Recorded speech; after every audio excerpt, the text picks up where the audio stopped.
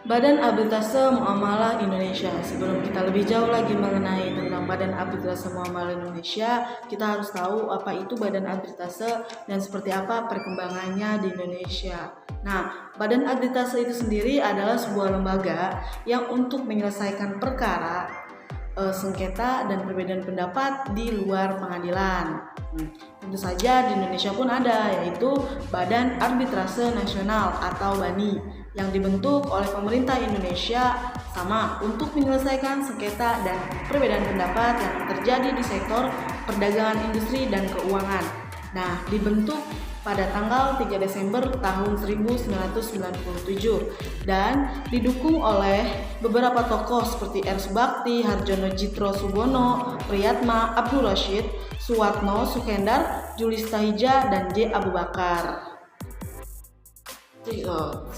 Badan Arbitrase Muamalah Indonesia atau BAMUI.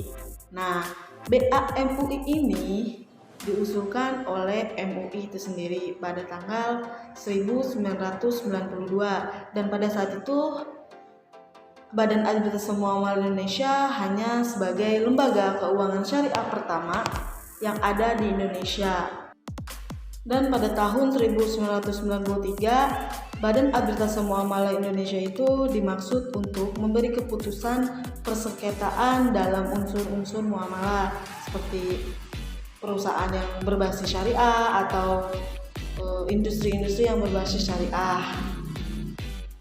Dan pembentukan Badan Arbitrase Muamalah Indonesia itu pada tanggal 22 April tahun 1992.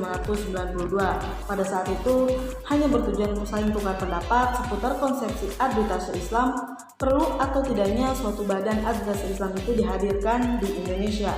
Nah, seiring berjalannya waktu, berdasarkan keputusan MUI, nama tersebut diubah menjadi Badan Arbitrase Syariah Nasional atau Basarnas pada tanggal 24 Desember tahun 2003. Kenapa harus memilih Badan Arbitrase? Karena yang pertama efisien, yang kedua rahasia, dan yang ketiga fleksibel. Tentu saja dari hasil keputusan-keputusannya itu bersifat final dan mengikat. Itu sangat menguntungkan bagi pihak-pihak yang sedang berselisih atau berbeda pendapat, bersengketa, khususnya di bidang industri, perdagangan, atau perekonomian. Nah, tentu saja setelah dibangun atau berdirinya Badan Arbitrase Syariah Nasional atau Basarnas pasti sudah ada tujuan-tujuan atau prinsip-prinsip yang sudah dibangun atau diterapkan. Nah, yang pertama itu menyelesaikan perselisihan sengketa dengan prinsip yang mengutamakan perdamaian. Jadi antara dua belah pihak, satu dengan yang satu harus mengutamakan perdamaian dan kita sebagai penengah harus mengutamakan perdamaian itu sendiri. Nah, yang kedua menyelesaikan secara adil dan cepat. Tentu saja harus adil dan prosesnya pun cepat. Nah, yang ketiga untuk permintaan para pihak dalam suatu perjanjian dan dapat memberikan pendapat yang mengikat dalam suatu persoalan dengan perjanjian tersebut. Itu adalah permintaan dari dua belah pihak untuk melakukan suatu perjanjian. Nah, terus yang keempat, menyelesaikan sengketa antara bank dengan nasabah yang menjadikan syariah Islam sebagai dasarnya. Jadi, kita menyelesaikan permasalahan antara bank dengan nasabah dengan dasar-dasar syariah Islam. Nah, membahas perihal lembaga atau badan sudah pasti didasari dengan hukum sebagai landasan-landasan pembentukannya suatu lembaga atau badan itu sendiri.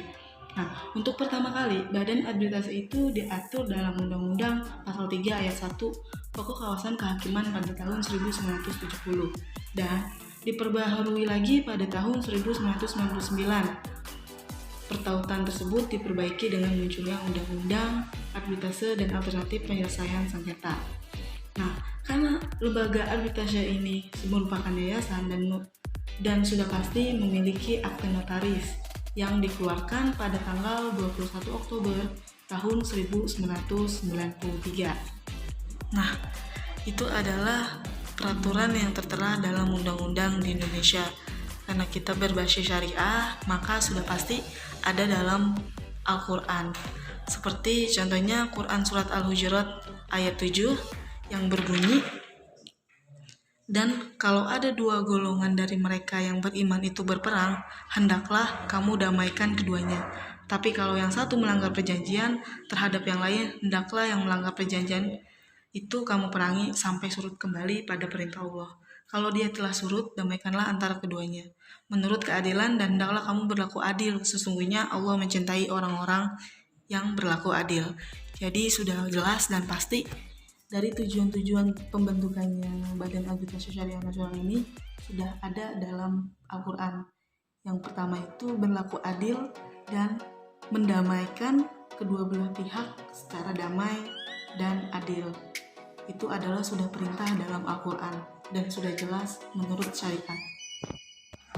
Itu saja penyampaian sedikit ilmu dari saya, kurang lebihnya mohon maaf. Terima kasih sudah menonton, jangan lupa like, komen, subscribe, dan pencet tombol lonceng.